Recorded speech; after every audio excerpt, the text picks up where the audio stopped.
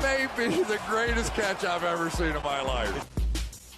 Alright guys, in this video I'm going to be trying to cover every single injury that I think we need to be monitoring going into this week. I think that these could have significant impacts on who we decide to start and sit. And also, before we get into the video, I want to remind everyone, we are going to be live streaming every single night this week. Tonight, after the game, we'll go live.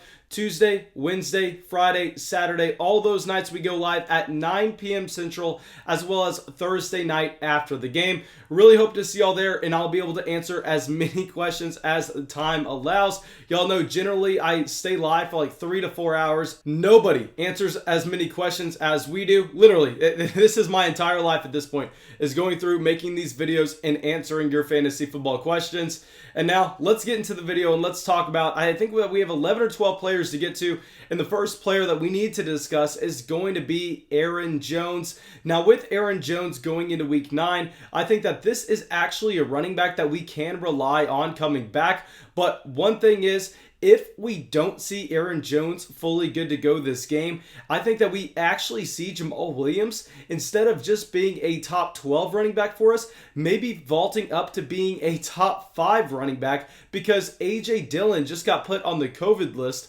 So A.J. Dillon is going to be missing multiple games going forward. So now really the only running back left in that backfield is actually Jamal Williams. Unless we see Aaron Jones come back, I expect Aaron Jones should be 100% good to go. I think if Aaron Jones actually played for a different NFL franchise, we would have seen him play last week, but we know that the Green Bay Packers tend to be a little bit more conservative with rushing their players back from injuries. So I think this is good for Aaron Jones' long-term outlook. I think that he's going to be a little bit less likely to re-aggravate this injury, and he is someone we can rely on in our fantasy football lineups in week 9. Okay, now the next couple players we're going to be talking about are just guys that are going to have a bye week in week 9, so I don't think we really need to worry about their injuries going forward. Miles Sanders, Dallas Goedert, Joe Mixon, I mean, none of these players I am too concerned about in the long term. They were all week to week this past 2 weeks, and obviously Dallas Goedert was able to play on Sunday night, but he really was not able to account for many fantasy points whatsoever, which is concerning, especially whenever he played 80+% of this team's snaps. And what that tells me is that Dallas Goedert was not 100% good to come back from this injury, because before he left, whenever there was a Zach Ertz in the offense, whenever there was a Jalen Reagor, when there was a Deshaun Jackson, we actually saw Dallas Goedert getting about 8 targets a game. And now this game where we saw his numbers drastically dip down in a plus matchup when there were less options available for Carson Wentz, clearly that shows us that he was not 100%, but I don't think we need to be worrying about it because they have a bye week to get healthy. So for the rest of the season, I am completely willing to rely on them. Okay, now our next player, actually very, very intriguing, Kenyan Drake. Y'all know Kenyan Drake got carted off 2 weeks ago against the Seattle Seahawks. I came out and I said that we were going to see Chase Edmonds be a running back 1 for the next month. And actually yesterday, Cliff Kingsbury reported that the Kenyan Drake injury is a lot less severe than initially thought. It actually looks like he's being labeled day to day, with him expecting to miss week 9, but having a strong chance of coming back in week 10. And now for all of us that held on to Chase Edmonds and thought that we hit a gold mine there, honestly, that just may not be the case. Extremely disappointing seeing that Kenyan Drake is going to come back and just completely kill Chase Edmonds' fantasy value. Obviously happy for Kenyan Drake, just not happy for all of us who thought that we were going to have a running back 1 in Chase Edmonds.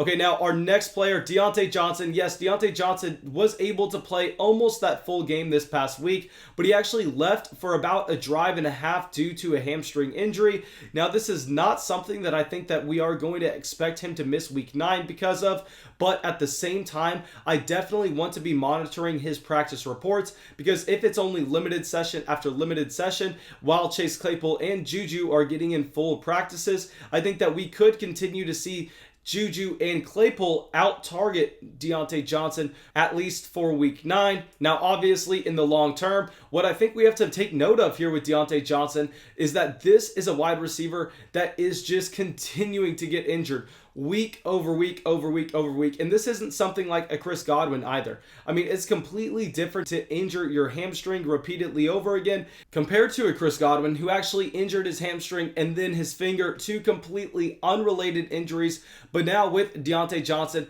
I mean, I think that we can see that these are injuries based on him compensating to one side of his body.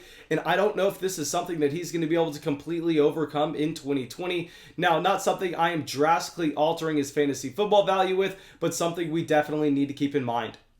Okay, now our next player, Tevin Coleman. Y'all know that actually Sunday morning, I told y'all to just get Jerick McKinnon, to get JaMychal Hasty out of your starting lineups because Tevin Coleman was going to come in and completely mess up this backfield for everyone. And yes, that happened at the very beginning where in the first quarter, Tevin Coleman was getting a decent amount of usage, but then he actually ended up leaving after starting extremely strong, something that we are going to have to take note of because I think this offense is going to be without Raheem Mostert for a couple of weeks now. So if we are looking at Tevin Coleman, JaMychal Hasty, and Jerick McKinnon, obviously we may be able to rely on JaMychal Hasty in games that Tevin Coleman would miss. But if Coleman is going to be active, if there are going to be three good to go running backs in this backfield, I think that this is a situation that we have to be entirely avoiding just because the touches are going to be so spread out. Okay, now our next player, Darrell Henderson, left this game with a thigh injury. Now, the Rams are going into a bye in Week 9, but what I'm actually taking away from this injury is that I think it may be a good idea to just get rid of Darrell Henderson on your roster because this is going to open the window for Cam Akers to come in, for Cam Akers to prove in practices that he should be seeing a decent amount of workload in each and every game. And when that happens, I think that we are going to be drastically lowering Darrell Henderson down our rankings because this is not a running back that can thrive off of efficiency. He does not see a ton of targets out of the backfield. We actually see him really thriving on first and second downs, and we know that those are the carries that are pretty much worth the least on the entire football field. So with Darrell Henderson, honestly, this is probably going to be something I'm just trying to completely avoid. Okay, now our next player, Kenny Golladay, we are still waiting on reports to the severity of his hip injury, but he actually left during the, I believe, end of the second quarter against the Indianapolis Colts. I know, extremely disappointing. I told a lot of people to start Kenny Golladay, and he left that game with 0 points. Obviously not something that we are going to be able to predict going forward, just because we don't know what players are going to get randomly injured when they go into the game fully healthy. But what's significant about this Kenny Golladay injury is if he misses this upcoming game, we are going to be bumping up a player like TJ Hawkinson, who could see some more red zone equity, and we are going to be bumping up Marvin Jones, who could just get more targets overall. But I think this will end up hurting the running backs just because Kenny Golladay is a pivotal piece for this Detroit Lions offense. And if they are unable to move the ball, obviously, it's going to be very hard to rely on a DeAndre Swift, although I love the talent. I think that with Swift, we really have to be looking for Kenny Golladay to come back soon. Okay, now our next player, Andy Dalton, looks like he should be good for Week 9. Now, I know this is not necessarily a situation where we really want to be starting Andy Dalton because this is an atrocious offensive line. But what I think we can take away from this is I think that we can bump up CeeDee Lamb and Amari Cooper a little bit in our rankings. Obviously, Ben DiNucci was just absolutely horrendous this past week. That game did not score a single touchdown. Just a situation where you would not be able to confidently rely on any single player in that offense. But if we get Dalton back, while it was extremely disappointing to see his performance against the Washington football team 2 weeks ago, I still think that he is going to be a significant upgrade where there could be multiple pieces of this Dallas Cowboys offense at the very least seem to be appealing.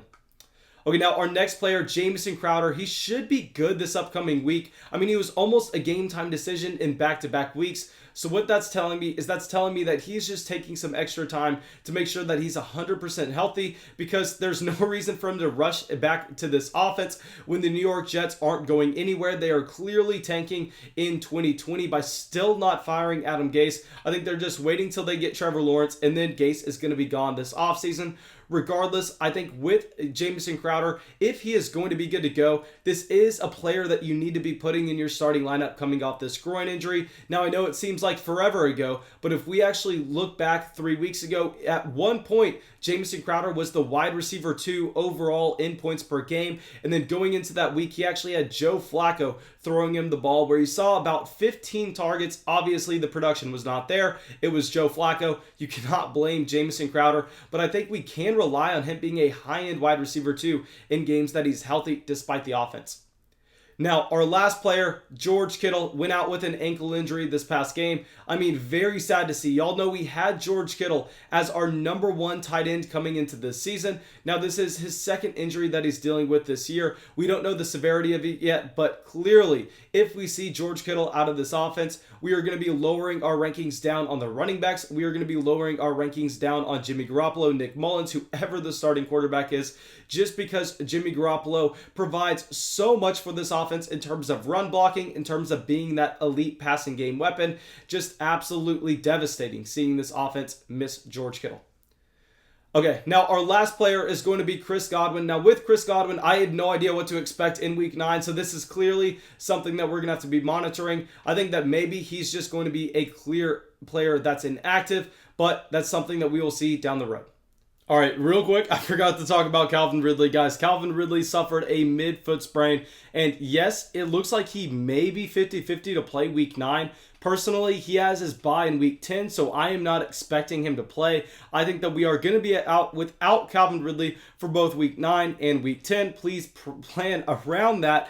And without Calvin Ridley, we are going to see a bump up in target share for Russell Gage, who honestly may be an intriguing play in week 9. But yeah, outside of that, I think we're almost 100% good to go with Calvin Ridley once he comes back from that bye in week 11.